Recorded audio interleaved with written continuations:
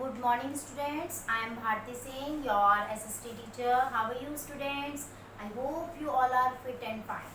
Students, class 7th, मैंने आपको lecture 11 में इंट्रोडक्शन दिया था चैप्टर 1 का ऑन इक्वालिटी। चैप्टर का नाम क्या था? ऑन इक्वालिटी, मतलब समानता के आधार पर। समानता क्या होती है? सब लोग इक्वल हो रहे हो, इक्वल हैं सब लोग। तो चैप्टर आपको पता है ना, सोशल एंड पॉलिटिकल लाइफ की सेकंड पार्ट थर्ड ये चल रहा था, उसका फर्स्ट लेसन आपका स्टार्ट हो गया था। तो इसमें आपको मैंने इंट्रोडक्शन दिया था भाई क्या चीज़ है इसके अंदर, चैप्टर के में है क्या। अब आज हम इसको पूरा डिस्कस करेंगे चैप्टर में क्या क्या चीज़ है। ठीक है, अब हम स्टार्ट करते हैं। Now we start. ठीक है, यहाँ पर आपको मैंने एक चैप्टर का पहले फ्रंट पेज खोलेंगे चैप्टर 1 का। आपको एक लाइन नज़र आएगी, देखो आप बुक में लाइन नज़र आ रही है ना, जिसमें अलग अलग पर्सन खड़े हुए हैं। ये आपको मैंने बताया था, मंजीत कौर टीचर है, ट्रेडर है, स्टूडेंट है, डोमेस्टिक वर्कर है, डोमेस्टिक वर्क्स है, आर्टिशियन है ना, आर्टिशियन है, हाउस वाइफ है, कंसल्टेंट है, गवर्नमेंट ऑफिसर है, मीडिया पर्सन, अनएम्प्लॉयमेंट और इंडस्ट्रीज। मतलब सब लोगों का जो है क्या है, व्यवसाय अलग अलग है, सब लोग अलग अलग फील्ड से जुड़े हुए हैं, लेकिन किस लाइन में खड़े हुए हैं जो कि सब लोग एक समान है। ये इलेक्शन की ऑन इलेक्शन डे है, जो कि वोट की लाइन में खड़े हुए हैं, जहाँ पर वोट डालने के लिए ये लोग गए हुए हैं, मतलब खुद अपना रिप्रेजेंटेटिव चुनने के लिए ये लोग यहाँ पे लाइन में खड़े हुए हैं। ओके, तो ये लोग सब इस टाइम पे जब ये आप वोट डालने जाते हो तो आपको जाति धर्म को नहीं देखते हुए, कास्ट को नहीं देखते हुए आपको एक लाइन में खड़ा हुआ है, जिसमें आप लोगों को इसी कि आप लोग सब इक्वल हैं। आपको क्या मैसेज मिलता है इससे कि हम इसमें कोई भी लोग जो है, कोई भी व्यक्ति असमान नहीं है, वो समान रूप से सभी लोगों का ये तो मतलब कि ऑन इक्वालिटी का मतलब समानता के आधार पर चैप्टर में ही है।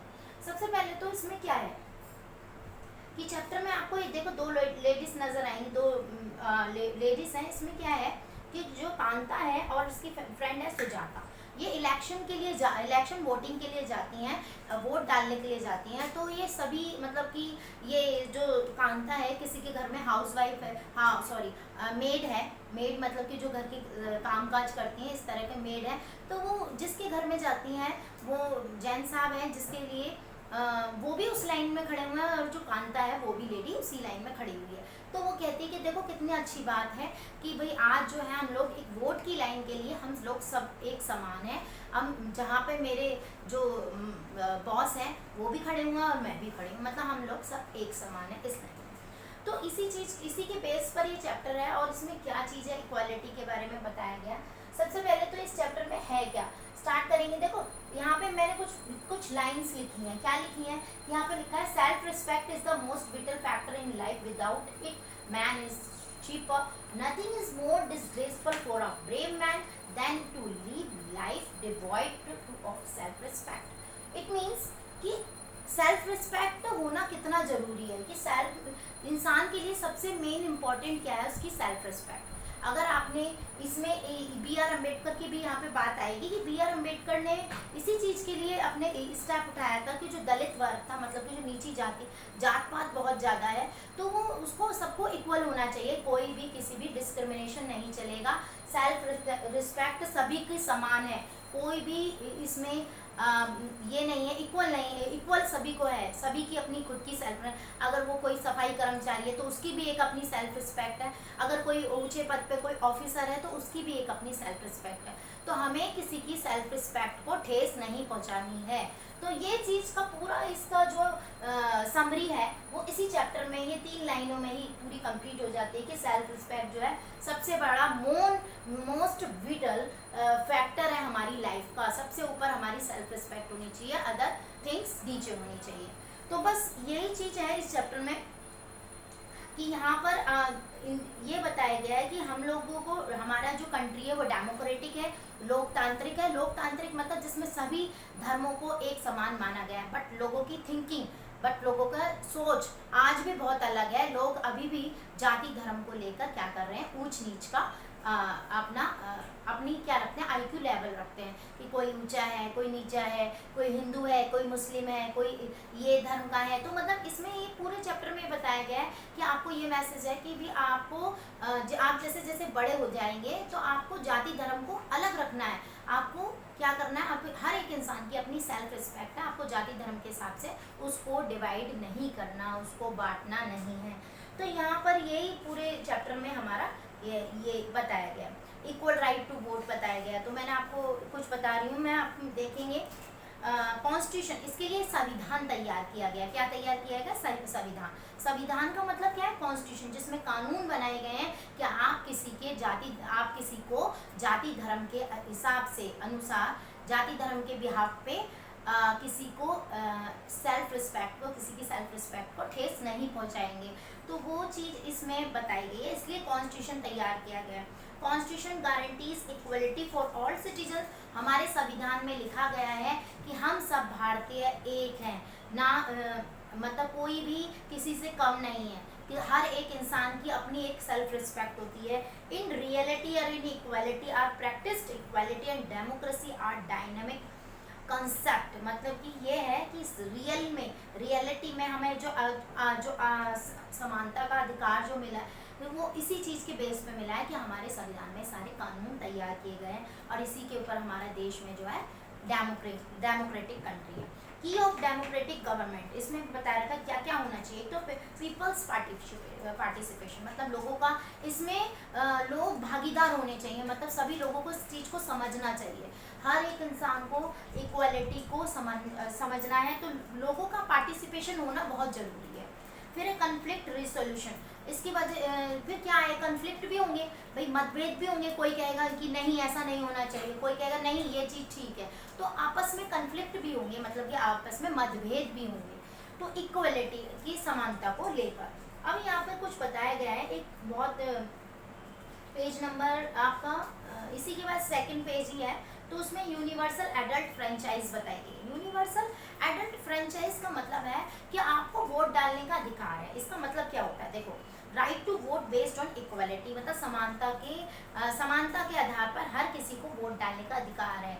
18 साल की एज के बाद हर एक इंसान को वोट डालने का अधिकार है। तो ये मतलब यूनिवर्सल एडल्ट फ्रेंचाइज ही निकाली थी उस टाइम पे, तो ताकि हर इंसान को क्या मिल सके, वोट डालने का अधिकार मिल सके। पहले के टाइम पे हर किसी को वोट डालने का अधिकार नहीं था। जिसके पास पावर होती है, जिसके पास प्रॉपर्टी थी, जिसकी जाति ऊंची थी, उन्हीं को वोट डालने का राइट मिला हुआ था, सभी को नहीं था। ये तो बाद में जो हमारे फर्स्ट प्राइम मिनिस्टर थे उन्होंने इसको यूनिवर्सल एडल्ट फ्रेंचाइज को निकाला ताकि सभी लोगों को वोट डालने का राइट मिल सके। बट और किसी और आधारों की वजह से और बेसिस की वजह से यहाँ पर तो हम सब लोग इक्वल कर दिए, बट हमारी जो सोसाइटी में और भी ऐसी चीज़ें हैं जहाँ पर हम लोगों को इक्वल नहीं समझा जाता।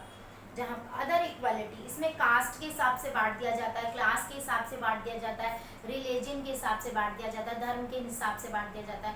कास्ट तो होगी जाति के हिसाब से, क्लास आप कौन सी फर्स्ट क्लास के हो, सेकंड क्लास के हो, मतलब किस तरह से आपकी क्लास बढ़ती। आप बहुत हायर हो तो आपकी फर्स्ट क्लास हो जाएगी, थोड़े हो तो सेकंड, आप थर्ड हो तो मिडल, मतलब मिडल और फिर नीचे लोअर क्लास, मतलब इस तरह से बांट चुके हैं हम लोगों को। फिर रिलीजन आप लोग जानते हैं, धर्म, हिंदू मुस्लिम सिख ईसाई के हिसाब से हम लोगों को क्या किया जा चुका है, बांटा जा चुका है।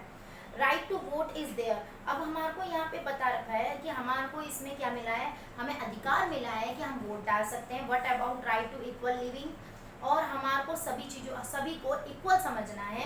फिर दूसरा, what about equal working conditions, हमारी सभी की वर्किंग कंडीशंस एक जैसी होनी चाहिए, उसके बारे में सोचना है। व्हाट अबाउट कास्ट आइडेंटिटी, मतलब कि हमें कैसे पहचानना है cast identity, even in minds और एडुकेटेड अर्बन यूथ, मतलब हमें अपने दिमाग से इस चीज़ को निकाल देना है कि भी किसके थ्रू, एजुकेशन के थ्रू हमें निकाल देना है कि हमें कास्ट के हिसाब से अपने आप को नहीं बांटना।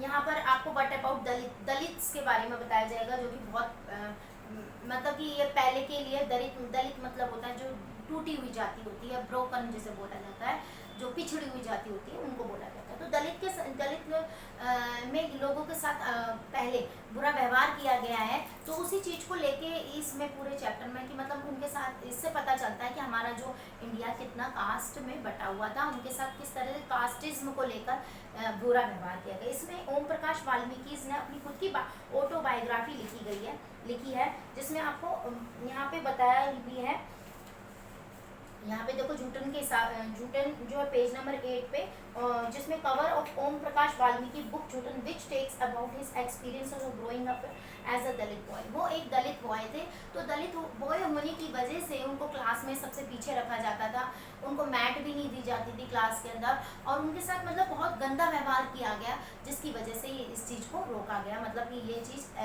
क्या की गई, डिस्क्राइब की गई, मतलब यहाँ पे बताई जा रही है कि मतलब दलित के उस टाइम पे दलितों के साथ किस तरह से व्यवहार किया जाता था। तो ये आप जब पढ़ेंगे स्टोरी का आपको समझ में आएगा कि मतलब उनके साथ उनसे पूरे जो भी स्कूल के ग्राउंड का झाड़ू लगवाया गया, और जिसमें जो कि हेड मास्टर भी सारी चीज़ें देख रहा था, जो प्रिंसिपल है स्कूल का वो भी देख रहा था। वो काफ़ी दिनों तक उनके साथ ये अत्याचार हुआ कि वो छोटे से बच्चे थे, उनसे पूरे ग्राउंड की झाड़ू लगवाई गई, और उनको पढ़ाई में भी सबसे पीछे रखा गया, जहाँ से वो ब्लैक बोर्ड को भी ढंग से देख नहीं पाते थे। और टीचर्स भी उनके साथ क्या करते थे, पार्शियलिटी करते थे, डिस्क्रिमिनेशन करते थे, मतलब भेदभाव की नीति अपनाते थे। तो मतलब उस टाइम पे उनके पिता जो थे वो आए, उन्होंने ये बोला कि नहीं ये बच्चा मेरा यही पढ़ेगा। मतलब इस तरह से पूरी स्टोरी है कि उन्होंने ये बताया, अपना दुख बताया कि हमारे साथ किस तरह का व्यवहार किया जा गया, कैसे हमारे, तो उन्होंने अपनी क्या लिखी, खुद की ऑटोबायोग्राफी लिखी है। अब इसमें एक और आएगी आपको, experience of growing up as Dalit Joothan के नाम से। फिर है आपको यहाँ पर हाँ, फिर है recognise dignity, unequal treatment violates dignity. मतलब कि यह है कि आप किस तरह से अपनी अपनी एक पहचान बनाएंगे। सेल्फ रिस्पेक्ट और dignity should not be challenge. मतलब कि ये चीज़ सेल्फ रिस्पेक्ट जो है हमारे लिए एक तरह का चैलेंज नहीं होना चाहिए, ये सबको मानना पड़ता है, मानना पड़ेगा कि इक्वालिटी इन इंडिया डेमोक्रेसी, मतलब किस तरह से समानता, हमारे लोकतंत्र में भी अलग अलग धर्म होने के बावजूद हम लोग समान हैं। Every individual in India including male और female person from all caste और रिलीजन। मतलब कि हम लोग जो एवरी इंडिविजुअल इन इंडिया, हम लोग सब लोग अलग अलग होने की वजह से, यहाँ पे एक देखो दीवार पिक्चर का भी सीन बताया गया है। In 1975 film Deewar by a boy who works as a shoe shine refuse to pick up a coin thrown at him. मतलब कि इसमें दीवार पिक्चर का एक सीन बताया गया कि एक बच्चा है जो बूट पॉलिश कर रहा था, बूट पॉलिश करने के बाद उस व्यक्ति ने उसको फेंक कर पैसे दिए, तो उसने उस पैसे को लेने से मना कर दिया, बिकॉज वो उसकी क्या मेहनत की कमाई थी, और वो इस तरह से उसकी सेल्फ रिस्पेक्ट को ठेस पहुंची इस टाइम पे। तो ये चीज़ इस चीज़ को शो कर रही है कि कास्टिज्म को और हमसे जो है ऊंची नीची की भेदभाव को कैसे दिखाया गया है। इसमें ही आपका एक तो सबसे पहले है every individual in India including male हो या फीमेल हो, person from all caste religion tribes educational economic background के हों, तो every person is equal before law. मतलब कि कानून से पहले सभी लोग को समान है, कोई भी कास्टिज्म नहीं चलेगा।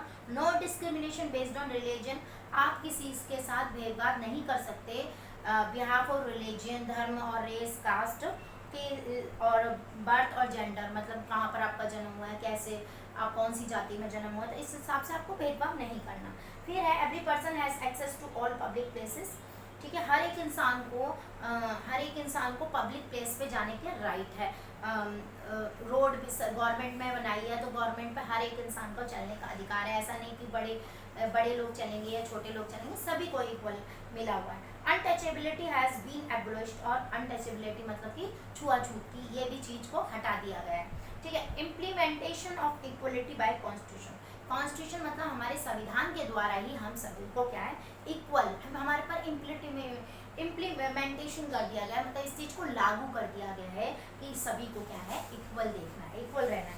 बाय लॉस, कानून के आधार पर। By government programmes to help disadvantages communities greater opportunity, है ना। हमारे मतलब कि जो एक कानून के हिसाब से, और गवर्नमेंट ने ऐसे ऐसे कुछ प्रोग्राम्स चलाए हैं जो कि इस डिसएडवांटेजेस को क्या कर रहे हैं, ख़त्म कर रहे हैं।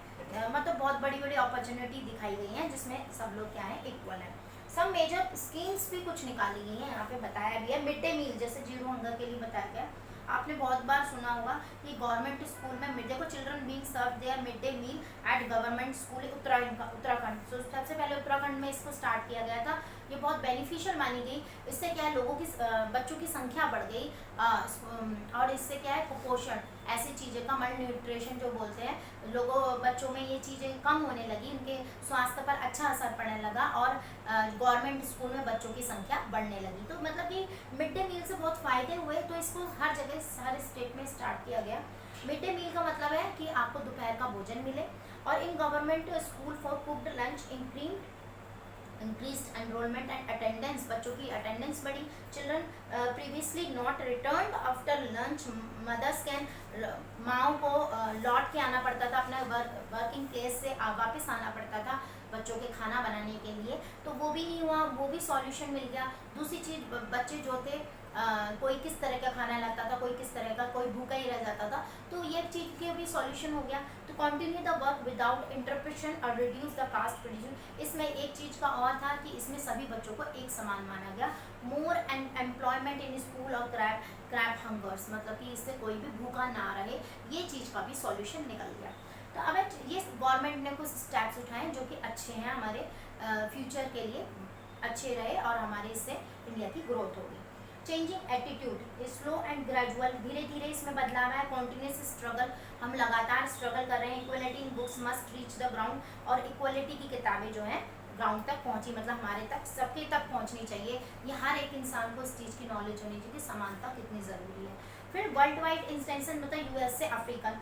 देखो ऐसी बात नहीं कि इंडिया में ये चीज़ का भेदभाव हुआ, ये आप विदेशों में भी गए तो विदेशों में भी ये चीज़ होगा। तो यूएसए में क्या हुआ, अफ्रीकन्स के साथ ऐसा किया जाता था, जिसमें अमेरिकन, इसमें रोज़ा पार्क की एक लेडी का नाम बताया गया जो कि अपने वर्किंग प्लेस से वापस आ रही थी थकी आ रही, और उन्होंने जैसे कि बस में बैठी हुई थी, जैसे बस में बैठी हुई थी, तो वहाँ पर ये बोला जाता था, बस में सीट रिजर्व थी कि आप अफ्रीकन्स को सीट, अगर आपके सामने कोई गोरा व्यक्ति खड़ा हो जाए तो आप जो है उसको सीट देनी पड़ेगी आपको। तो मतलब रोज़ा पार्क्स ने इस सीट को देने से मना कर दिया था, तो उसी टाइम पे क्या हुआ, आंदोलन छिड़ गया। मतलब इस चीज़ के बारे में लोगों ने, Rosa Park as an African American women change the course of American history, इन्होंने हिस्ट्री चेंज कर डाली। और डिफेंट एक्ट, मतलब इसको इन्होंने देने से मना करने के बाद, इसके बाद क्या हुआ, सिविल राइट्स मूवमेंट शुरू हो गया। ठीक है, और यहाँ पर देखो बी.आर. अम्बेडकर के बारे में भी बता रखा है कि भाई किस तरह से उन्होंने दलित लोगों के लिए काम किया और उन्होंने इस समाज में इस चीज बुराई को खत्म करने की कोशिश की।